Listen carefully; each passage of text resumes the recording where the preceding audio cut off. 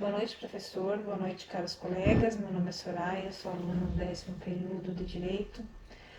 O tema proposto para essa apresentação é o artigo 149 do Código Penal, que trata sobre a redução à condição análoga à de escravo. Antes de adentrarmos no tema, acredito que seria bastante interessante abrirmos um parênteses aqui para tratarmos o tema análogo. Análogo nada mais é que semelhante. E por que o Brasil trouxe no artigo essa palavra? Bom, o legislador colocou essa palavra exatamente aí porque o Brasil não reconhece a condição de escravidão, com base nas declarações universais de direitos humanos. Então, se o Brasil não reconhece a escravidão, não poderíamos ter na legislação uma condição de escravo, e sim uma condição análoga à de escravo. Essas condições, sim, a legislação reconhece. Então, um indivíduo no Brasil não pode ser reduzido à condição de escravo, porque, logicamente, o Brasil não a reconhece. Então, um indivíduo no Brasil pode ser reduzido à condição de semelhante à do escravo. Ficou claro? Espero que sim. Dando continuidade, então.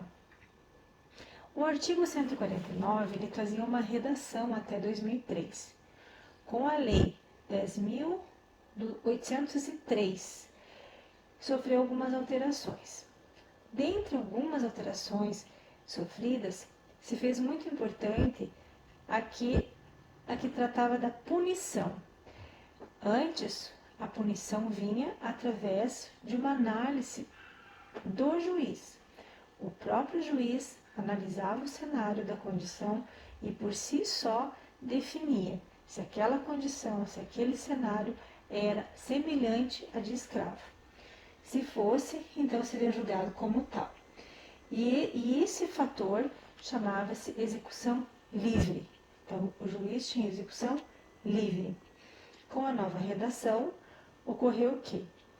Para que seja um cenário semelhante ao da escravidão, se faz necessário o preenchimento de um dos 5 requisitos que a lei nos apresenta, sendo que 3 deles estão no caput e 2 estão no parágrafo 1º. Os que estão no caput: trabalho forçado ou jornada exaustiva, situação degradante, restringir por qualquer meio a locomoção do trabalhador, a fim de que ele fique no local de trabalho, porque adquiriu algum empréstimo, porque fez alguma conta com o empregador ou com o seu preposto, contraiu uma dívida, e daí dando sequência, esses aí estão no caput, tá? E daí dando sequência, no parágrafo 1º, nós temos onde o 4º item, cercear a locomoção ou qualquer outro meio de transporte do trabalhador, a fim de que ele permaneça no local do trabalho. Manter vigilância ostensiva no local de trabalho. Reter os documentos do trabalhador, também com o objetivo de que ele permaneça no local de trabalho. Então, esses 5 itens, 5 fatores, eles estão presentes no artigo 149 e chegaram com a alteração da redação em 2003, tá bom? Lembrando que essa alteração, daí tem a ação do juiz, chama-se ação vinculada, deixando de ser uma ação livre. Ação vinculada, ou seja, ela tem que estar vinculada com um desses 5 itens que nós falamos. 3 presentes no caput e 2 presentes no 1º parágrafo. Sendo que esses 2 do 1º parágrafo, eles precisam estar linkados com o fator de segurar o trabalhador no local do trabalho. Então, se faz necessário que esses 2 itens estejam com o objetivo final de segurar o trabalhador no local de trabalho. O artigo 149 também nos traz o aumento da pena. O aumento da pena pela metade, tratado no parágrafo 2º. Quando que se aumenta a pena? Em duas situações. Primeiro, quando o crime for cometido contra crianças e adolescentes.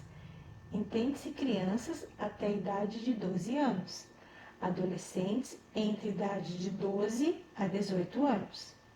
Muito cuidado, que esse item não está falando de idosos nem de gestantes, apenas crianças e adolescentes.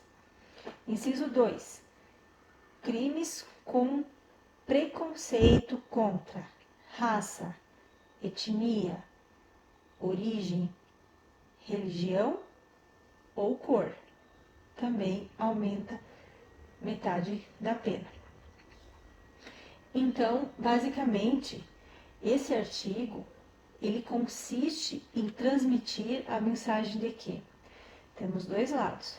Um lado que acaba sendo dominado, um lado dominante. Ou seja, existe uma submissão, onde o submisso ele é tratado como uma coisa. Ele é ceifado um dos direitos mais importantes, direitos fundamentais, o direito à liberdade. Então, esse artigo, basicamente, ele nos traz este conceito. E, dando sequência agora aos itens que o professor pediu que não fossem esquecidos e que fossem detalhados, eu vou expor bem jurídico, sujeito ativo, sujeito passivo, consumação, tentativa, pena, ação penal, competência, tipo objetivo e tipo subjetivo. Bom, começando então pelo bem jurídico. O bem jurídico aqui tratado nesse artigo nada mais é, como eu acabei de falar, a liberdade, um direito fundamental, a liberdade individual. Esse é o bem jurídico a ser tutelado. Sujeito ativo, empregador. Lembrando que, antes da alteração, em 2003, que a lei trouxe, qualquer indivíduo, independente de cor, de raça, de etnia, de classe social, sexo, idade, civilizado ou não, qualquer indivíduo poderia estar caracterizado dentro do análogo à escravidão. Com a nova redação, precisa constar a prestação de serviço. Então, um lado nós temos o prestador de serviço, no outro, quem está contratando o serviço. É preciso que seja definido isso, tá bom? Sujeito passivo, o empregado. A consumação. Quando que a consumação se dá? A consumação se dá a partir do momento em que o indivíduo é reduzido à condição análoga de escravo. No momento em que se identifica que ele foi reduzido a essa condição, já temos então a consumação. A tentativa é quando não conseguiu reduzir a essa condição análoga de escravo, por situações alheias à sua vontade. Então ele teve a vontade de fazer, mas não conseguiu, porque perdeu o controle da situação, porque aconteceram coisas que não fez com que isso de fato acontecesse, com que de fato ao cenário análogo à escravidão de fato ocorresse. Então fugiu do controle, aconteceu situações alheias à sua vontade, a vontade é que ocorresse, mas houve alguma coisa no meio do caminho que não permitiu. Então isso é tentativa. Desculpa. Pena de 2 a 8 anos. Ação penal. Procedimento ordinário. Competência. Justiça Federal para processar e julgar. Súmula 115 do TFR, para ser feita a verificação. Tipo objetivo é sujeitar o indivíduo a todos aqueles itens citados no artigo, é sujeitar a ele a passar por por aquelas situações descritas no artigo. Tipo subjetivo é o dolo, vontade livre e consciente de fazer essa situação, ou seja, a vontade livre e consciente de criar uma situação análoga da escravidão, ou seja, ter o outro em seu poder e suprimir a sua liberdade. Então, pessoal, no Brasil, eu fiz algumas leituras e algumas pesquisas para entender esse artigo e eu já havia feito um trabalho na outra faculdade que eu estudei. Realmente, no Brasil existe, e muitas vezes disfarçado, mas ele está muito evidente e às vezes está muito mais perto do que a gente possa imaginar. E para complementar essa apresentação, a título de enriquecimento, eu vou deixar também um link de uma reportagem de Análogo numa marca de roupas muito conhecida, Animale. Eu espero ter contribuído de alguma forma. Desejo a todos uma excelente apresentação e vamos nos cuidar, né, para que tudo isso passe logo.